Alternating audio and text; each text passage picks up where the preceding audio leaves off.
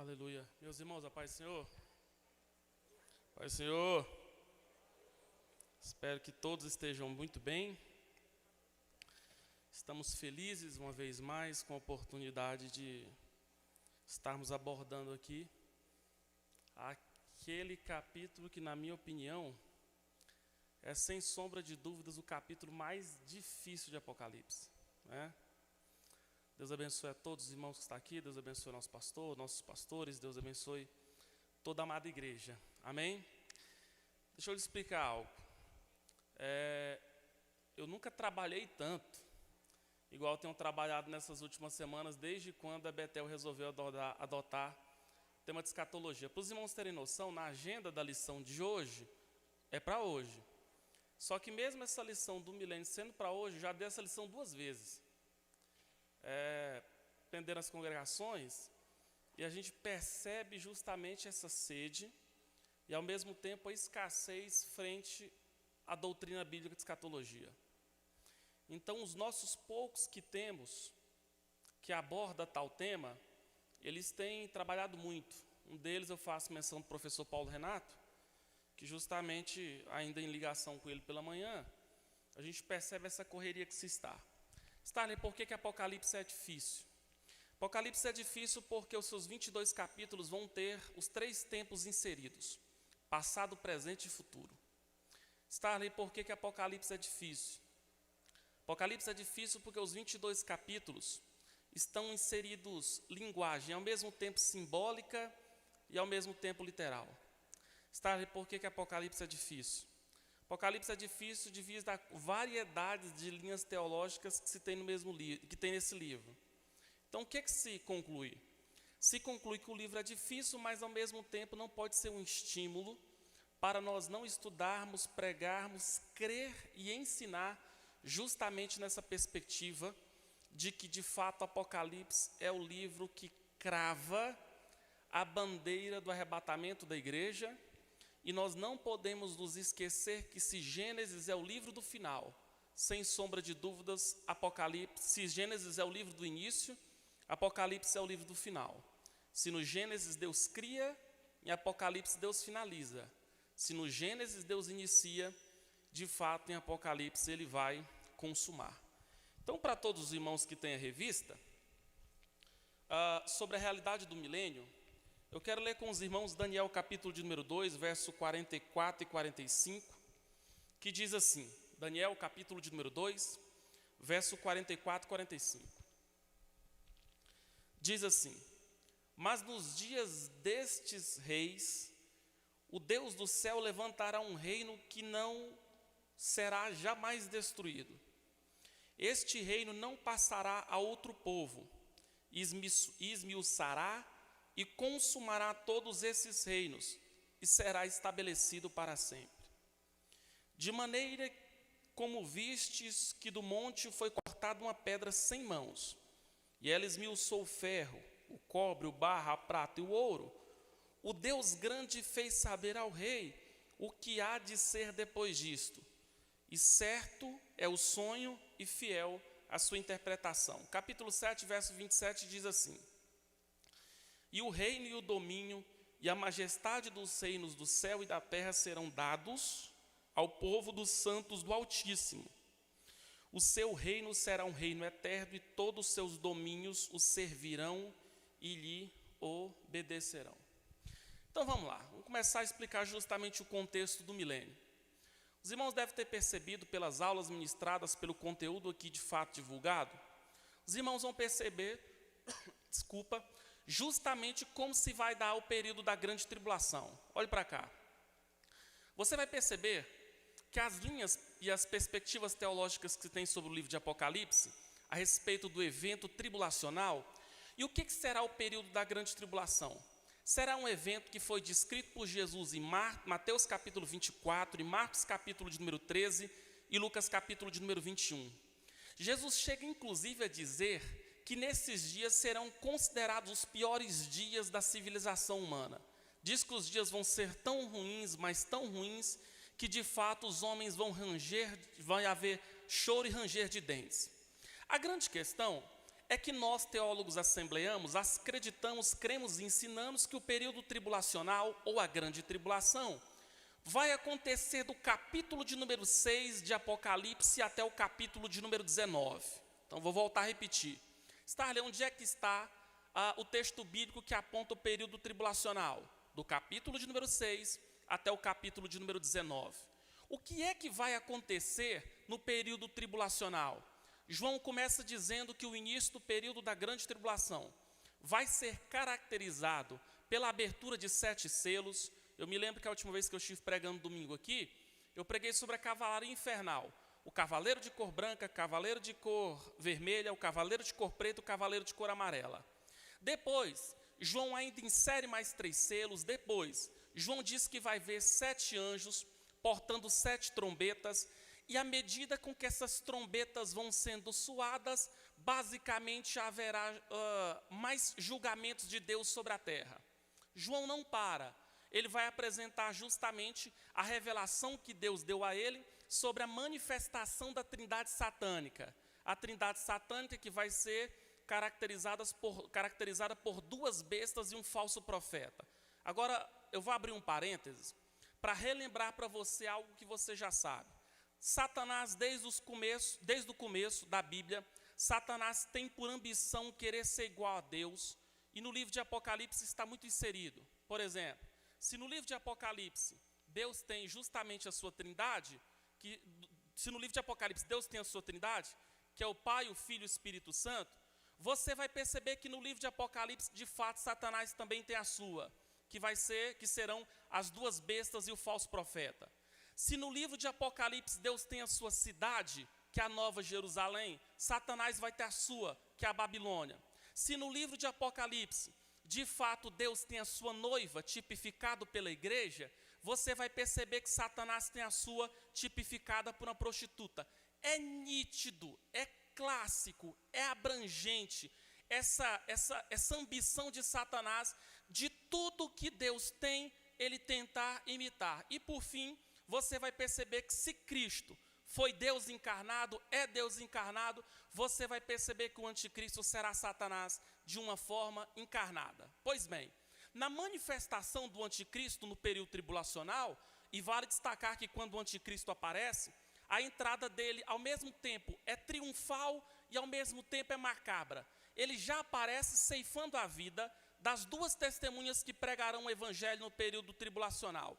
Então nós já temos a abertura de selos, o soar das trombetas, a manifestação justamente da trindade satânica, mas João não para a respeito dos juízos de Deus, vão ser finalizados pelo derramar de 7 taças. João diz que viu 7 taças na mão de 7 anjos, o conteúdo dessa taça aqui é água, mas João diz que o conteúdo que estava dentro da taça não será outra coisa ao não ser a ira de Deus. João dá ênfase, afirmando que esses anjos vão passar sobre a terra e vão derramar juízo divino. E aí, nós vamos perceber que pós esse período tribulacional, vai haver justamente um texto bíblico, que é Apocalipse capítulo de número 20, onde a Bíblia vai apresentar a doutrina bíblica do milênio.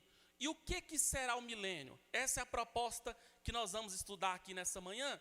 Já vou dizer, o milênio, eu vou voltar a falar, não é um tema fácil, é um tema complexo, mas a minha proposta aqui é justamente mostrar para os irmãos, de fato, que a doutrina bíblica do milênio deve ser, sim, uma doutrina que precisa ser apresentada.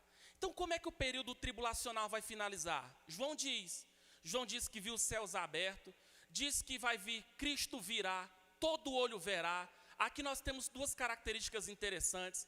João diz que aquele que vai rasgar os céus, ele é fiel, é verdadeiro. A palavra fiel que vai apresentar lá, a palavra grega pistos, que significa alguém que eu posso depositar a minha confiança. A gente sabe disso, que os homens podem nos decepcionar, mas Jesus jamais nos decepcionará. Ele é verdadeiro, ele nunca mentiu, ele não mente, ele nunca mentirá.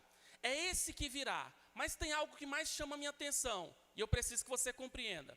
João chega a dizer que na sua roupa, no seu manto, João diz que viu sangue. Isso está nítido lá em Apocalipse capítulo 19, a partir do versículo de número 11.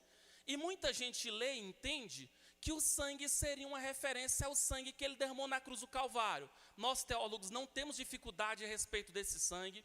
Esse sangue não é outro sangue, ao não ser o sangue dos seus próprios inimigos. Eu preciso lhe dizer, o Cristo de Apocalipse 19, que virá após a finalização do período tribulacional, ele vai ser totalmente diferente na sua metodologia com o Cristo que entrou em Jerusalém. Porque o Cristo que entrou em Jerusalém, ele entrou para ser imolado. O Cristo de Apocalipse 19, 11, ele vai vir para imolar. O Cristo de Apocalipse que entra em Jerusalém, ele de fato ele veio para ser entregue à morte. Mas o Cristo que virá, eu vou falar rasgado para não ter dúvida, ele vai vir para matar.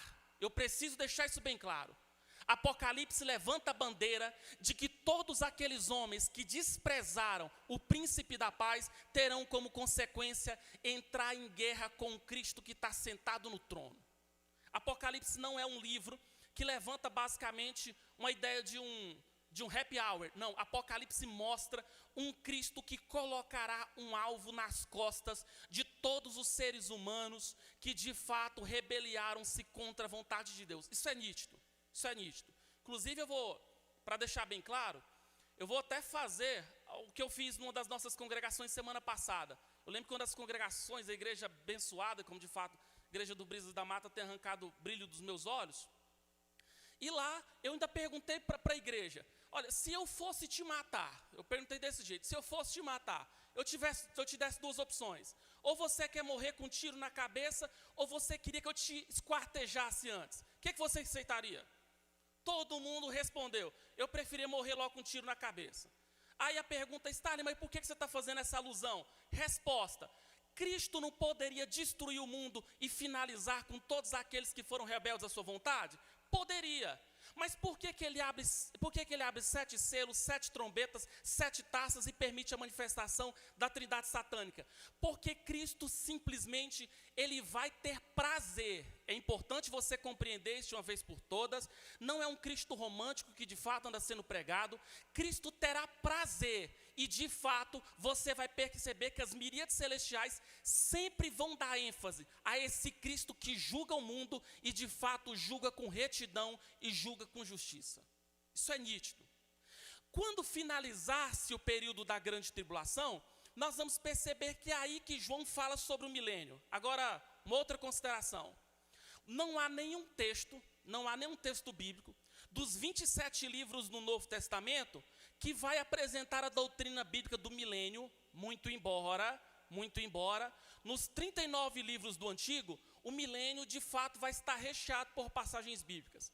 O único texto que mostra, apresenta e ensina a doutrina bíblica do milênio é só o texto de Apocalipse, capítulo de número 20.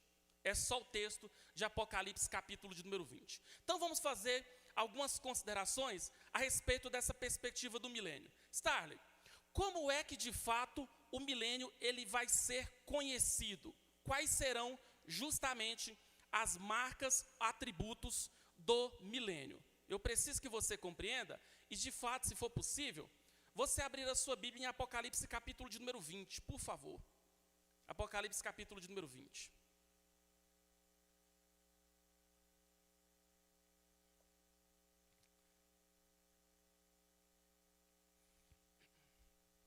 Apocalipse capítulo de número 20, enquanto você está com a sua Bíblia aberta, daqui a pouco eu vou pedir para a mídia colocar, mas antes algumas considerações sobre o milênio. De fato, a palavra milênio significa um período de 1000 anos. Simplesmente a expressão milênio não vai apontar para outra coisa, ao não ser para 3 marcas. Primeiro, o fim definitivo e uma última batalha que haverá contra o mal. Milênio vai ser justamente caracterizado pela destruição geral dos ímpios. Haja vista que Apocalipse, quando se trata do milênio, não é fácil, porque nós temos outra doutrina bíblica muito importante, estabelecida em Apocalipse 20, que será a doutrina bíblica do juízo final. E de fato, o milênio ensina sobre a destruição geral dos ímpios, a ressurreição geral, o juízo final e pós o juízo, nós vamos perceber a consumação de todas as coisas.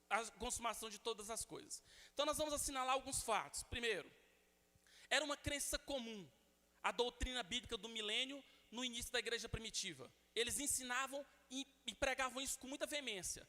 É como se o tema dos congressos deles fosse, o tema seria o milênio.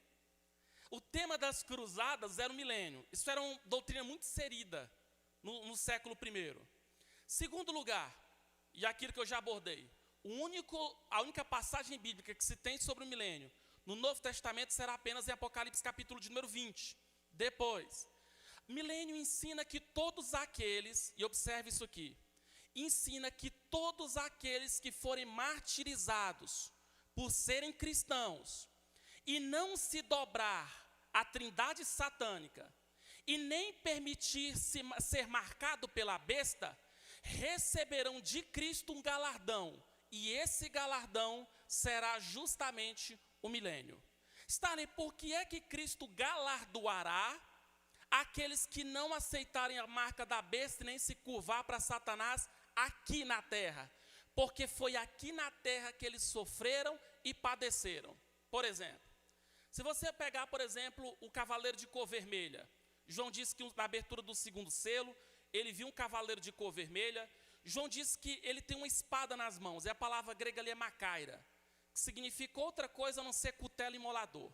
Significa que o anticristo, ele sem sombra de dúvidas, ele vai estabelecer uma perseguição em altíssimo nível contra todos aqueles que não se prostrarem a ele, contra todos aqueles que não se dobrarem e se curvarem a ele.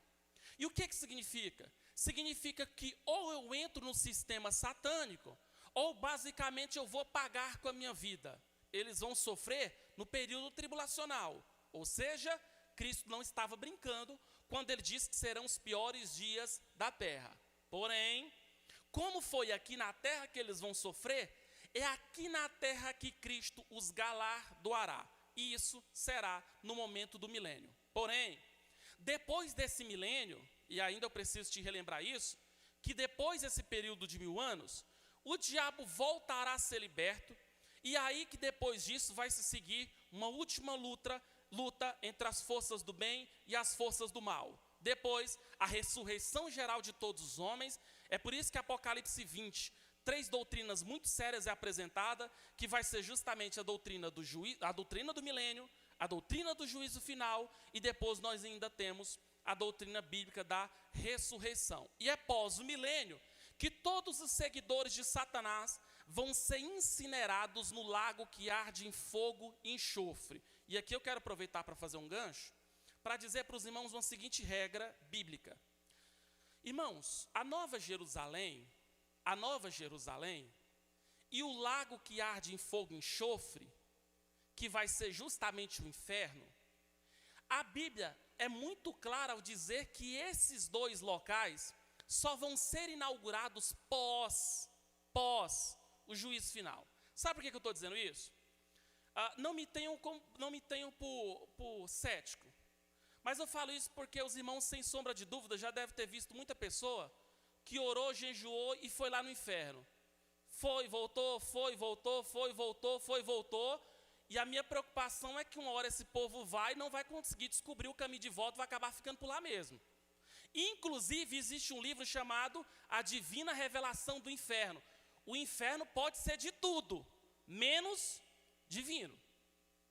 O inferno e a Nova Jerusalém só serão inaugurados pós 3 momentos: julgamento das nações, tribunal de Cristo e a doutrina bíblica do juízo final. Stanley, e hoje quem morre em Cristo Jesus foi bem claro na parábola do rico e do Lázaro. Hoje quem morre em Cristo está no seio de Abraão e consequentemente quem não está em Cristo vai pagar e vai sofrer no chamado lugar de tormento. Lugar de tormento.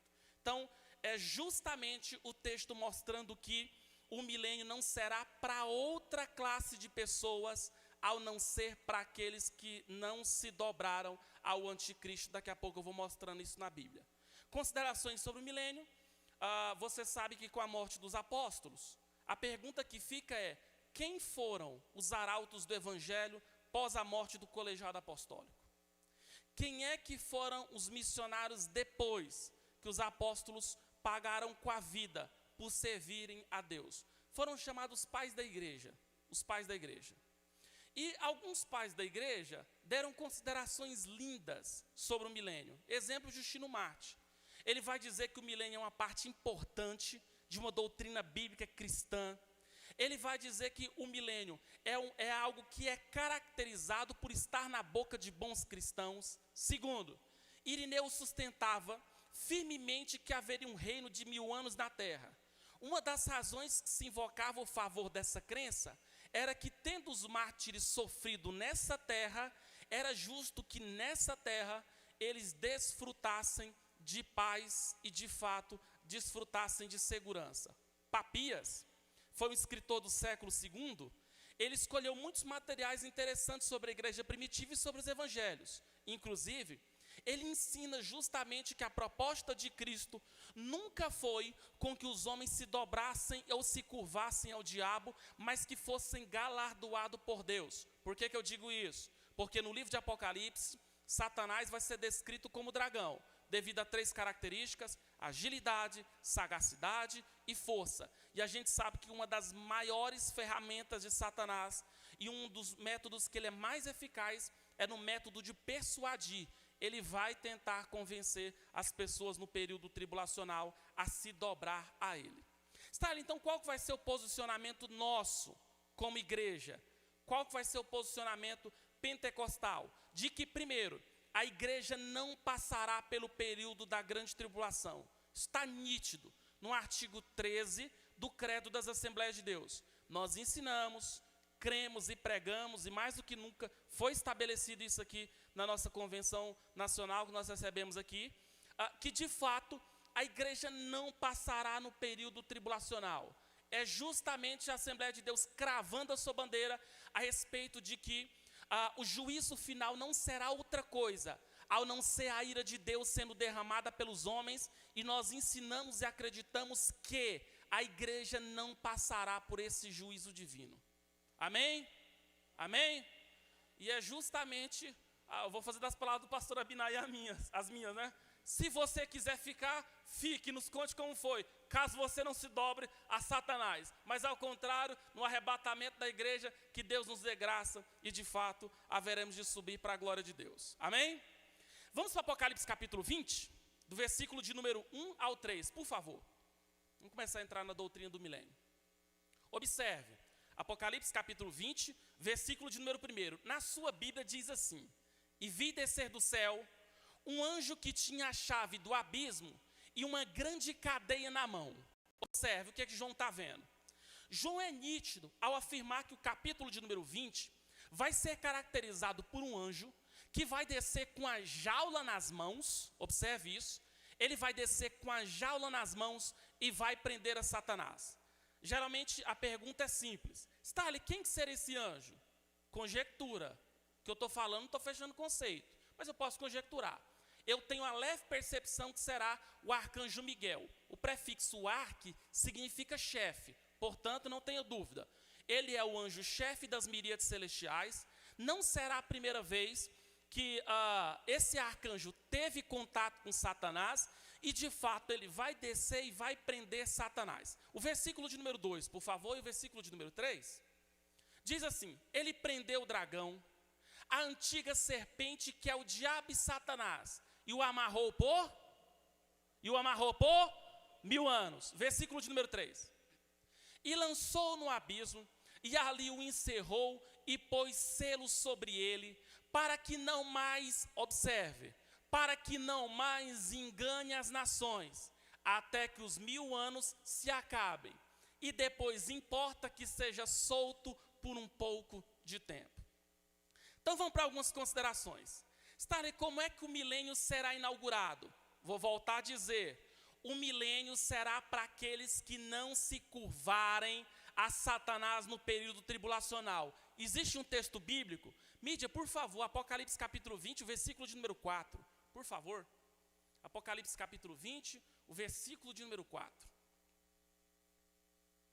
Diz assim: e vi tronos, e assentados-se sobre eles, a logo do ministério está atrás, sobre eles, aqueles que foram dado o poder de julgar. E vi, obrigado, e vi as almas daqueles que foram degolados. Observe, e vi as almas daqueles que foram degolados pelo testemunho de Jesus e pela palavra de Deus, e que não adoraram nem a besta e nem a sua imagem, e não receberam um sinal na testa nem na mão, e viveram, reinaram com Cristo por 1000 anos. Então, para quem que será, nós chamamos isso de julgamento das nações. Para quem é que será o milênio? Temos a resposta. Serão para aqueles que não se dobrarem ao sistema nem à trindade satânica. Essa é a primeira realidade que você precisa compreender. Essa é a primeira realidade que você precisa compreender. Então, como é que Deus vai fazer para inaugurar o milênio? Primeira coisa, para inaugurar o reino de paz, Ele vai ter que, de fato, prender aquele que proporciona guerra. Quem é? Satanás. Então, o que nós temos? Nós temos Satanás sendo preso. Observe o que eu vou ler. A prisão de Satanás, no milênio, ela vai ser caracterizada por algo muito fantástico. Por quê? Porque é ele quem vai dar a sua agenda para Deus. Os irmãos vão se lembrar que no livro do patriarca Jó, Deus perguntou, pastor Lucas, de onde vens, Satanás? Vocês vão se lembrar, a agenda dele, pastor Anoraci, que é, eu venho de rodear a terra e de passear por ela. Sabe quando você passeia, eu, Caldas Novas, pastor Lucas, Jericoacoara, quando passeia por aqueles lugares ali, tranquilo, cabisbaixo? Não, tranquilo, de boa, leve, sossegado. Esse é Satanás. Starley, cadê ele? Rodeando a terra e passeando por ela. Você vai perceber que no livro de Apocalipse, ele será preso. Então, duas considerações. Primeiro, se você quer saber onde está Satanás, resposta é ele mesmo quem dá. Sobre a terra, Senhor, eu rodeio por ela e eu passeio também. Quando a Bíblia diz que o mundo já é do maligno, na gramática grega, remete à tese de que o sistema mundano já está no colo de Satanás. É por isso que de vez em quando eu vejo alguns pentecostais desequilibrados, que fala que quando Satanás ofereceu esse mundo a Cristo, eles falam assim, mentira, Satanás não tem nada. Esse sistema mundano, ele já pertence a Satanás. Ele já pertence a Satanás. Tanto que nem Cristo falou nada. Alguns pregadores falam, mas nem Cristo falou nada. Então o que eu quero que você compreenda? No período do milênio, esse Satanás será amarrado e de fato será trancafiado. É aí que entra uma pergunta interessante. Como é que será o mundo com Satanás preso? E aqui, na minha humilde opinião, eu penso que a maior autoridade teológica que nós temos na Assembleia de Deus a nível do nosso estado, na minha opinião, é o pastor Enoque, dos vices lá de Campinas. E existe um salão de cabeleireiros aqui no setor Coimbra, de um pastor, que lá se reúne pastores, de vez em quando vão uns presidentes lá, pregadores, então as turmas tudo se reúne lá. E um dia eu estava lá, o pastor Enoque chegou e enquanto ele estava cortando, eu falei, hoje eu tiro minhas dúvidas. E eu perguntei, pastor, o milênio, eu estou cheio de dúvidas. Ele falou, não é só você não, é eu, é todo mundo, é o planeta todo. O milênio é um tema complexo. E eu perguntei assim para ele, quais serão as características de um reino aonde Satanás será amarrado? Será que até onde vai a jurisdição de Satanás sobre o homem? Porque se nós compreendermos isso, nós iremos compreender o que Satanás não fará. Então deixa eu te falar algo bem nítido e bem claro. Satanás, o que ele proporciona é tentação externa. O que é tentação externa? Geralmente os alunos no seminário me perguntam assim, Starley, Jesus podia ter cedido à tentação de Satanás? Nunca. Nunca.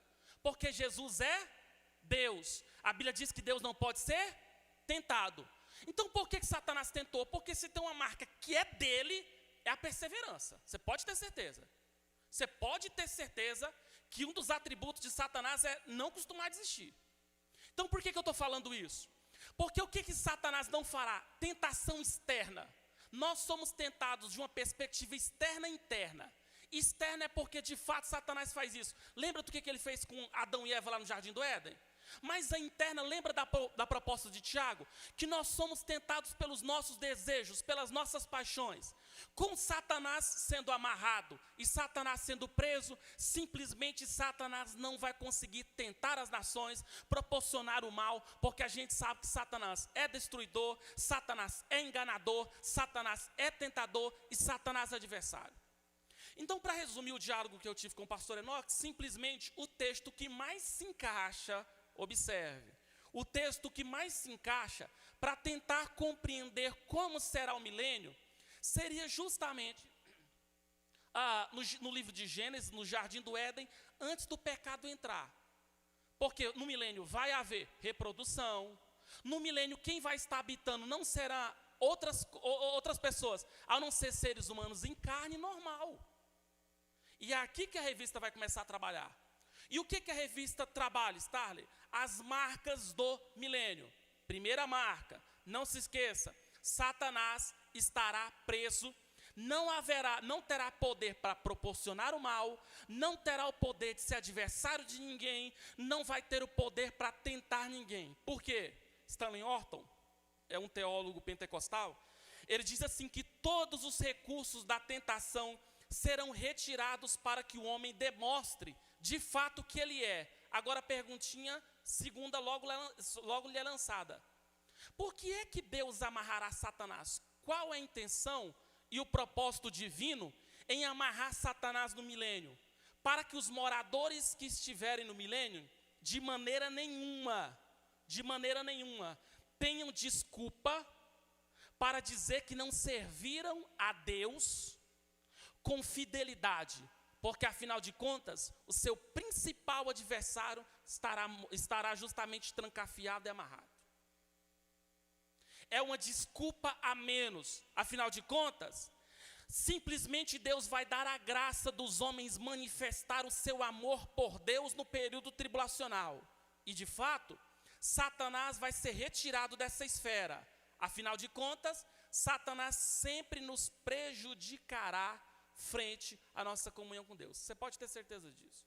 No livro de Jó, ele levanta a tese de que Jó servia a Deus pelos bens que ele tinha, depois ele levanta a tese que é pela saúde que ele tinha. Isso mostra quem Satanás é. Ele sempre vai tentar comprometer o nosso relacionamento com Deus. Então, primeira marca, Satanás de fato será preso. Quais serão as outras marcas? Na revista vai mostrar. O tópico de número 1, na sua revista, vai explicar o que eu já comentei. Satanás será preso por 1000 anos. Satanás será preso por 1000 anos. No capítulo 19 do livro de Apocalipse, vimos o juízo divino sobre o anticristo e o falso profeta. Apocalipse 19 e 20 vai dizer que pós a aparição de Cristo, estes dois foram lançados vivos no ardente lago de fogo e enxofre. Então, primeira característica, Satanás de fato será preso por 1000 anos. Está lá em Apocalipse capítulo 20, do verso 1 e ao versículo de número 3. Outra marca do milênio, outra marca, outro atributo, outro adjetivo que Deus dará para aqueles que de fato os que venceram a trindade satânica. A partir de Jerusalém, Jesus governará o mundo. A segunda marca é: qual será a capital federal do reino dos céus aqui na terra? Resposta: Jerusalém. Jerusalém. As promessas feitas a Abraão, na sua revista diz, as promessas feitas a Abraão com relação à terra e à sua semente, e Davi com relação a seu trono e seu reino, vão se cumprir no milênio. Jerusalém será a capital mundial do governo do Senhor Jesus. Naquele tempo chamarão Jerusalém o trono do Senhor, e todas as nações se ajuntarão a ela, e ao nome do Senhor a Jerusalém, e nunca mais andará segundo o propósito do seu coração maligno. Então vamos lá, o que aprendemos até agora? O anticristo, Satanás será amarrado, Jesus vai galardoar aqueles que não se dobraram à marca da besta, e as marcas do milênio é prisão de Satanás. Segundo, a partir de Jerusalém, Jesus vai governar todo o mundo. Agora, deixa eu te dizer algo aqui por inferência lógica. Você sabe que a nova Jerusalém celestial inclusive vai ser o tema da última lição. Você sabe que a Nova Jerusalém Celestial, ela não se chamará a Nova Goiânia Celestial. Você sabe que ela não vai se chamar a Nova Gurupi Celestial. Você sabe que ela não vai se chamar a Nova Pará Celestial, ou Redenção, ou Pará Estado. O que eu estou querendo dizer? Nem Itapuranga Celestial, esquece. Mas vai se chamar a Nova Jerusalém Celestial. A pergunta é, por quê? Resposta. Porque você vai perceber que o plano de Deus sempre foi levantar um povo que o adora em espírito e em verdade. Isso é nítido. E de fato, se o nome Jerusalém está ali, para Deus cumprir promessas que de fato Ele fez para alguns de seus patriarcas, aqui eu resumo bem Abraão. Abraão ouviu promessas de Deus fantásticas e gloriosas. E nós sabemos que a proposta de Hebreus é mostrar a seguinte realidade: fiel é o que prometeu. Pode ser que os homens prometam e não cumpram. Tem muito homem que promete e cumpre mesmo. Você pode andar em cima da palavra dele ou dela. Mas se a gente sabe que alguém que prometeu e de fato vai cumprir, é o rei desse reino. Ele é rei dos reis, ele é senhor dos senhores.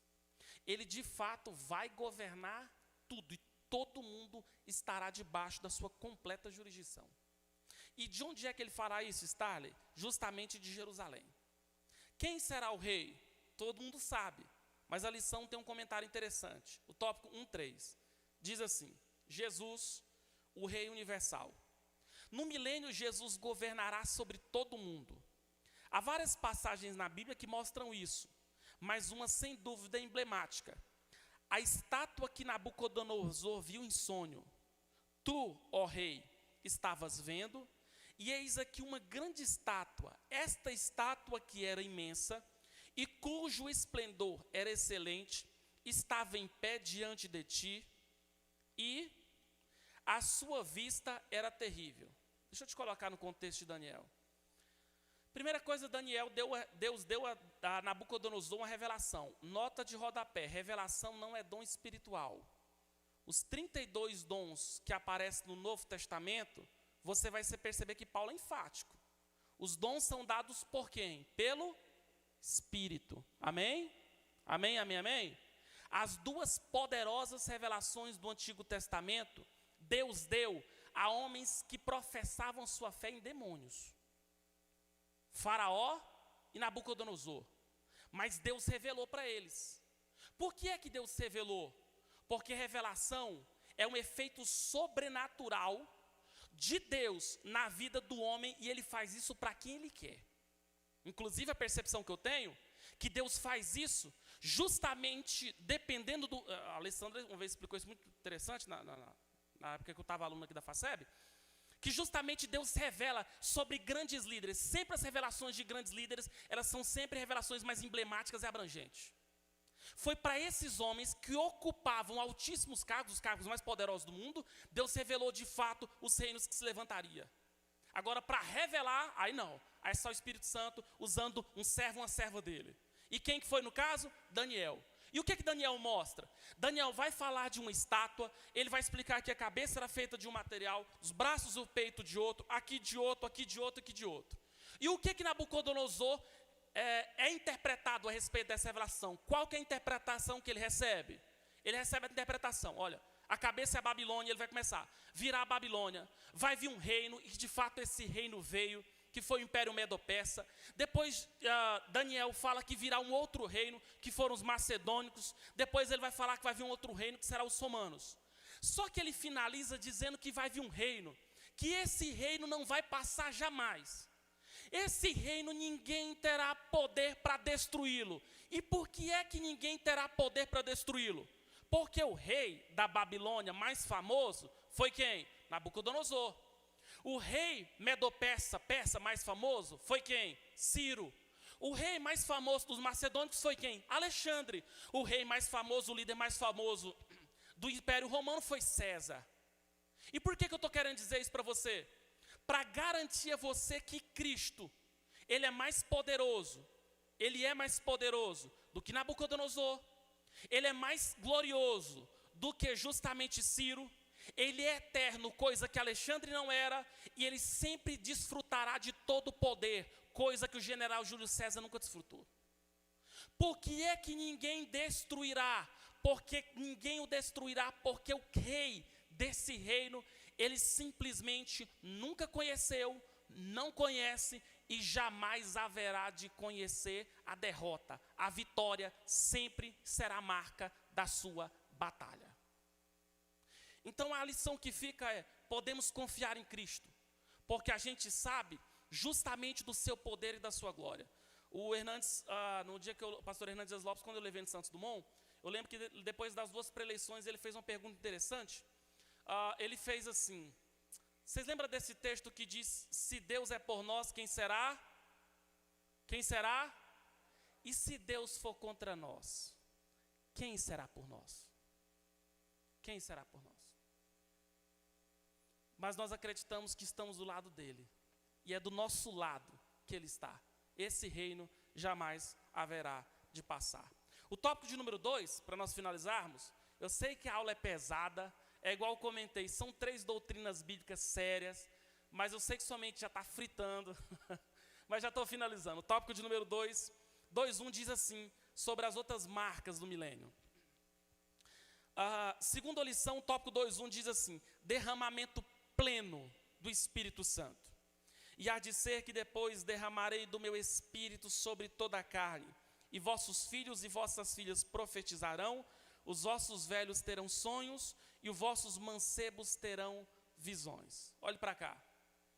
Na última reunião administrativa, eu estava do lado de um companheiro, amigo meu, e aí que ele me perguntou assim: Starley, e eu estava preocupado, porque eu estava vendo a hora do pastor Abinai puxar nossa orelha daqui. E ele, do nada, ele perguntou assim: Starley, o Espírito Santo será retirado da terra no período tribulacional? Eu comentei com ele que eu comentei na Rádio Paz. Se for ser tirado, eu não achei esse texto. E o único texto que mostrava, nem de escatologia o texto mostra. Por que é que eu estou dizendo isso? Starley, o Espírito Santo será retirado? Esse texto você não vai encontrar em Apocalipse. Você não vai encontrar. Mas você vai encontrar textos que vão dizer que pessoas de fato vão servir a Deus no período tribulacional. A prova disso é uma pergunta lógica. Deus faz algo sem propósito? Sim ou não? Deus enviará quantas testemunhas para pregar o verdadeiro evangelho? 2. Elas não vão pregar o evangelho que durante 7 anos de tribulação, elas vão pregar o evangelho 3 anos e meio. Deus não as enviaria se de fato pessoas não haveriam de ouvir a pregação deles e de fato se arrepender. Tanto que, quando o anticristo ceifar a vida deles, o texto vai dizer que na ressurreição das testemunhas, que será bem na praça de Jerusalém, o texto vai dizer que algumas vidas deram glórias a Deus. Uma referência justamente à salvação. Apocalipse 7:3 mostra isso. Diz que um anjo vai parar e vai dizer assim, não continuamos o juízo, até que hajamos assinalado a testa do servo do nosso Deus. O que isso significa? Que vão ter pessoas que de fato vão voltar para Cristo na tribulação. Mas a pergunta é nítida. Starley, mas calma aí. Se as pessoas não querem agora, vão querer na grande tribulação? Irmão, tem gente que só vai debaixo de pancada mesmo, de perseguição mesmo. Você pode ter certeza disso. E é nítido, e como eu também acredito que vão ter pessoas que não conheceram o evangelho, que vão conhecer, através da pregação dessas 2 testemunhas. Por que eu estou querendo dizer isso? Simplesmente porque o tópico de número 2:1, vai falar de uma evidência muito clara. O que não vai haver no período tribulacional vai ser derramamento de Espírito. Não vai haver batismo com o Espírito Santo, congresso, conferência, esquece. No período de tribulação não vai ter, tem que aproveitar agora. Mas por que eu estou falando isso? Porque já no milênio vai concluir e vai ser os últimos dias da profecia do profeta Joel. Que nos últimos dias Deus haverá de derramar do seu Espírito sobre toda a terra. Então me perguntaram assim uma vez no podcast: Starley, quais serão as marcas do fim? Quais serão as marcas do fim? 2. Paulo diz que nos últimos dias apostatarão alguns da fé. E Joel profetiza e Pedro repete a profecia, dizendo que nos últimos dias Deus derramaria do seu Espírito. A questão é nítida. Nos últimos dias serão caracterizados por apostatar-se da fé e por alguns receberem a plenitude do Espírito Santo. A pergunta é, qual das duas nós vamos querer? Qual é das duas que de fato vamos aceitar? Mas já no período do milênio, sem sombra de dúvidas, o Espírito Santo será derramado com toda a plenitude, o Espírito Santo será derramado com toda a graça. Por que, Starley? Porque o Espírito Santo é um maravilhoso presente que Jesus deu a nós depois que ele subiu aos céus. O tópico de número 2, e aqui já estamos finalizando, vai dizer que será o tempo da manifestação do Rei. O Senhor Jesus é a figura central do mundo. Nada teria real significado na vida sem Jesus. O milênio não é exceção. Ele é o sol da justiça e tudo vai girar em seu redor. Por que é que Cristo inaugurará justamente esse teocentrismo? Porque nós não podemos esquecer, irmãos, evangelho só é evangelho desde que Cristo esteja no centro. Se nós queremos ser igreja, nós temos que aprender de uma vez por todas que precisamos deixar de ser estrela para fazer o sol da justiça brilhar. Tudo na igreja converge para Cristo. A honra só deve ser dada a Cristo. A glória somente a Cristo. E não se esqueça do que eu vou lhe dizer. É simples. A Bíblia nos ensina justamente isso. Está muito nítido nas igrejas da Ásia Menor. A igreja que Jesus chegou a dizer assim, olha, eis que estou à porta e bato. A gente usa esse versículo para fazer apelo, mas o contexto da igreja é nítido. A igreja estava acontecendo, o culto estava rolando, mas Jesus estava do lado de fora. E nós não podemos nos esquecer que culto sem Jesus aqui dentro não é nada mais do que uma instituição social e uma reunião. O que faz a diferença num culto, num evento, é a presença de Jesus Cristo de Nazaré da Galileia. É a presença do Espírito Santo, é a presença dele. Por quê? Porque é ele que cura, ele que salva, ele que restaura. E de fato, no período do milênio, ele vai instaurar justamente esse teocentrismo. O tópico de número 2, 3, vai falar que será um reino de justiça. Irmãos, no período do milênio, a gente sabe que o atributo desse Cristo é a justiça. Significa que ele não é corrompido, ele não é estimulado por dinheiro, tudo ele vai regular em cima do que nós concluímos e definimos como a constituição do reino dos céus. E o que é ela, Starley? Hebreus capítulo 4, verso 12. Porque a palavra de Deus, ela é viva, é eficaz. A Bíblia estabelece justiça porque a Bíblia vai apresentar e pregar e ensinar sobre um Deus que anda sobre retidão. E no tópico de número 3, vai apresentar algumas últimas características do milênio. O tópico de número 3 vai dizer que armas vão virar instrumentos agrícolas. É aquela velha perguntinha. Starley, mas no milênio, vai ter que trabalhar? Essa é uma pergunta... Por exemplo, a pergunta assim, geralmente assim para mim. Mas antes, lá no Éden, trabalhava? Trabalhava. Só que trabalho seria semelhante a pescar. Então, quem aí gosta de pescar, sabe que para você é tudo, menos um trabalho. E o que aconteceu, então, depois que o pecado entrou no mundo? Aí, meu irmão, é Exanhanguera lotado, perseguição no seu serviço, seu patrão não deposita o FGTS, simplesmente tem inveja, a meta você não bate, você vai perceber que é uma dificuldade terrível para uma promoção. Tudo isso aconteceu porque o pecado entrou no mundo. Mas e no milênio? Simples, armas simplesmente vão se tornar instrumentos agrícolas. Isaías capítulo 65, do verso 17, vai mostrar alguns atributos e características do milênio e de fato vai dizer que vai ser um momento muito de paz, muito de glória. E aqui eu faço menção do que o pastor Abinai falou. Acredita-se que justamente animais selvagens serão caracterizados por ser domésticos. Os seres humanos vão desfrutar de paz, de uma total e perfeita paz. Não haverá guerra, simplesmente tudo isso vai ser caracterizado no milênio. Tópico de número 3.2. Vai dizer que o homem vai voltar a viver muitos anos. Quando Deus criou o homem, o criou para o viver para sempre. Por causa do pecado, a morte entrou no mundo. Mas no milênio, a Bíblia parece mostrar, eu acho interessante esse conceito aqui apresentado, porque quando eu vejo alguém fechando conceitos sobre textos tão difíceis, eu concluo duas coisas. Ou esse camarada é um fenômeno, ou então ele não está sabendo o que está falando. muito pertinente esse comentarista, quando ele diz assim, parece, porque o milênio ele é um mistério. O milênio ele é um mistério do mais alto nível. Do mais alto nível. Então, por causa do pecado, a morte entrou, mas no milênio a Bíblia parece mostrar que, assim como ocorreu no período anterior ao dilúvio, os homens vão voltar a viver de uma forma muito prolongada.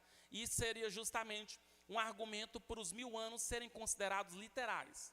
Seria um argumento forte, seria esse aí. E o tópico de número 3.3 vai falar o mais glorioso, que toda a terra será cheia do conhecimento do Senhor. Não se fará mal nem dano algum em todo o monte da minha santidade, porque a terra vai se encher do conhecimento do Senhor, como de fato as águas vão cobrir o mar.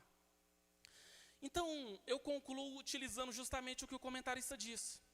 O milênio será uma demonstração ao homem de que servir a Deus e andar segundo a sua palavra traz prosperidade. Prosperidade é diferente de riqueza.